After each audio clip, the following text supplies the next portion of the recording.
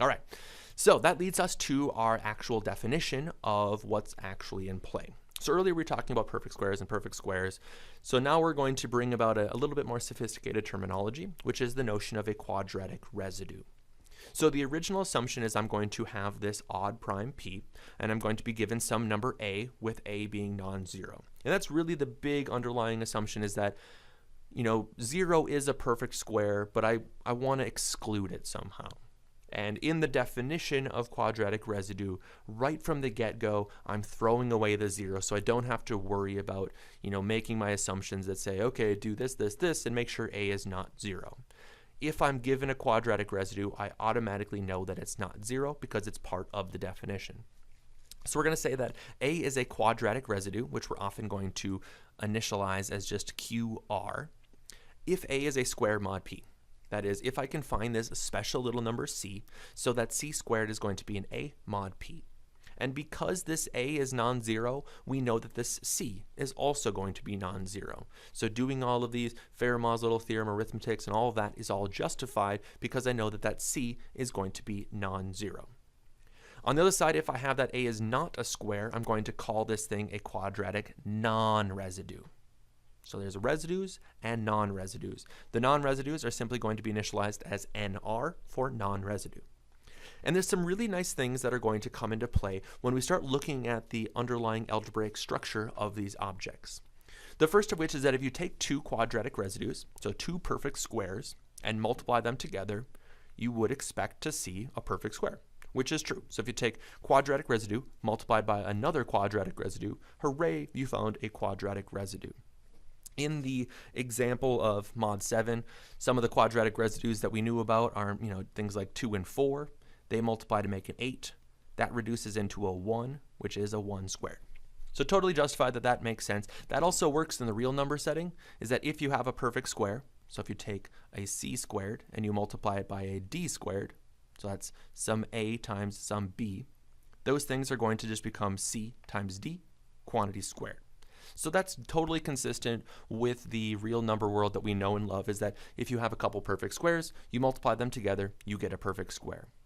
It is also true in the mod p setting, and you can see that there's a few different arguments for this. The one right here is basically the one that I just sketched out.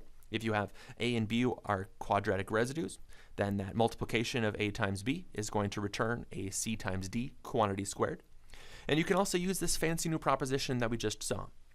The idea is that if you have a and b being quadratic residues, then I know that those objects raised to the p minus 1 over 2 must return a 1. So what ends up happening is that if you look at a times b and raise that thing to this fancy new exponent, you can split those apart, which is exactly what that is doing. Both of those objects are returning a 1, and 1 times 1 is 1. Therefore, I see that a times b raised to the fancy exponent is a 1, so I can use the reverse direction of that thing to claim that a times b is a quadratic residue. And that's actually the one that we're going to be looking at as we cycle through different scenarios. So the next scenario you want to think about is what happens when you take a quadratic residue multiplied by something that's a non-residue. What you'd expect to see is you're going to not magically emerge with a perfect square, which is exactly what happens here as well. If you have a perfect square multiplied by a non-perfect square, you're going to get something that's not a perfect square. If you run it with that fancy argument that we just saw at the end of that, what you see is that a and b are going to have either a plus or minus 1 when raised to the fancy exponent. If a is the quadratic residue, it's going to return a 1. If b is the non-residue, it's going to return a negative 1. So if I take a times b and raise it to the p minus 1 over 2, split the two objects up, I'm going to actually get a 1 times a negative 1, which returns negative 1. So the reverse direction of that proposition tells me that a times b is a non-residue, which is also consistent with the examples that we saw before. If I take 2, which is a perfect square, and I multiply it by 3, which is not a perfect square, that's going to create a 6, which is not a perfect square. So it works in the mod 7 setting. It works no matter what p happens to be, as long as p is an odd prime. The one that's kind of interesting, or at least I think really interesting, is what happens when you multiply two things that are non-residues. So two objects that are not perfect squares. if you were to take, let's say, 3 and 5 in the mod 7 setting, that's going to generate a 15, and 15 turns into a 1, which is a 1 squared. So you end up seeing two things that are non-residues, but when you multiply them together, you end up with a perfect square. And that's actually true all of the time. Two non-residues multiplied together will always give you a quadratic residue. The fancy argument for that is just like we saw before. If you take A and B to be non-residues, when you raise them to the p minus 1 over 2, they're both going to return negative 1. So when you take A times B and raise it to that exponent and split it apart, you get a negative 1 multiplied by a negative 1, which is going to return a 1. And if you run that thing in reverse, you can see that A times B raised to the correct exponent is going to return a 1.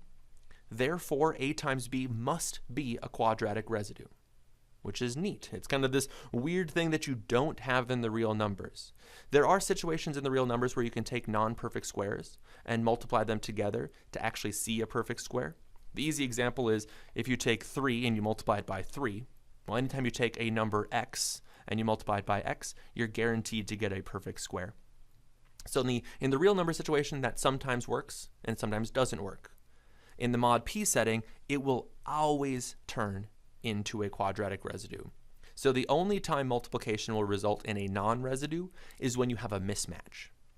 So that actually leads into a pretty nice piece of, machinery or a tool, or I guess just some kind of notation, is this Legendre symbol, which is simply going to be reporting the news as to whether or not these things are quadratic residues.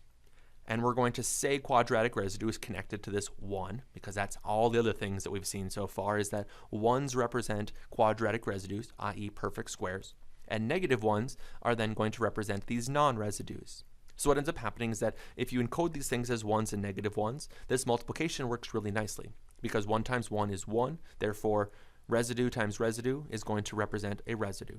A 1 times a negative 1, that's going to make a negative 1, so that's your quadratic residue multiplied by a non-residue, are going to result in a non-residue. Depending on your author or your book that you're looking at, some people will assume the a value is not divisible by p. If you allow any a, we often just shove in an extra little bit. So we're going to have, if a happens to be divisible by p, then we're just going to return a 0. So we have 3 different outputs in this particular structure. We have primarily the 1 and the negative 1. If you happen to feed it a bad a, it will return a 0. So the examples we were looking at before, we knew that 2 and 4, they happen to be these quadratic residues. So the 2 Legendre symbol 7 is going to return a 1, and the 4 Legendre symbol 7 is going to record a 1 as well. It is kind of a clunky piece of notation. For those of you that have done some probability or some counting, it looks like this giant binomial coefficient, but we've actually drawn a division sign in the middle, and that's actually intentional. So it's kind of got 2 pieces of things going on. So we need the parenthesis as well as the little division. Inside of Sage, you can actually do these computations very easily. It's just Legendre underscore symbol, and then the first entry is the A, and the second entry happens to be the P. So it is pretty easy to compute. We're going to see a little bit of machinery for doing these computations by hand, so you can kind of see the underworkings of how all of this stuff unfolds, but it's pretty nice to work with. Again, you can kind of connect it back to some of the ones that we've seen. So the 3 and the 5 are 2 little generators. They are for sure quadratic non-residues, and they will then, in this case, return a negative 1. And if you feed it 0 or 7 or any random multiple of 7, it's going to spit out a 0. So there's kind of 2 inputs in play. A lot of times we're going to keep that little p fixed and then cycle through different a's. Sometimes you can keep the a fixed and begin cycling through p's. The idea is like, okay, when is 2 a perfect square? And then you try comparing it against different primes. Or you can take some prime like 7 and ask what things are actually going to be quadratic residues. So you can kind of play this off of the 2 little inputs however you see fit as you're working through some of these arguments.